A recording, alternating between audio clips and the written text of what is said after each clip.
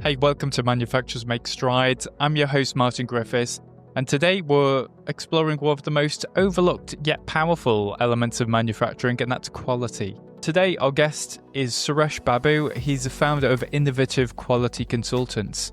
And Suresh has got decades of experience across manufacturing, software, and the medical device industry. And Suresh has seen firsthand how quality, when embraced as a mindset, can really turn challenges into opportunities. So let's get straight into the episode with Suresh. So even if you're contributing a small part of the overall thing, it's bringing together a big service to society, basically. Yeah. That's why that statement reminding that, we are part of the society. Why do you think quality matters so much in manufacturing? Like, what's at the heart of quality for you? Quality is a word, as I said, I'm fascinated about, and there's no clear definition of quality. So during the earlier stage, they were focusing on, the defects.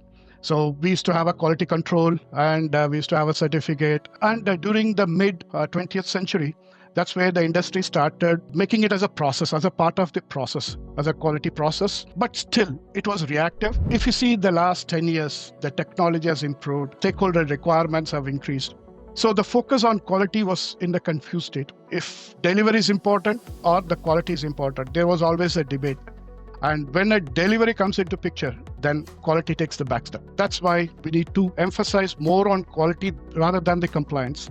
A manufacturer making products, do you think for them the quality or the judgment of quality that is in the perception of their customers of their products then? It's a teamwork, I would say, exceeding the expectations. So you've had a 20-year career. Was there a moment or an experience that made you feel, yeah, this is where I can make a difference? Yeah, right from the beginning of my career, when I had a theoretical knowledge, when I've entered into the real life scenarios, that's where, everything changed. I was in a confused state for almost 2 years.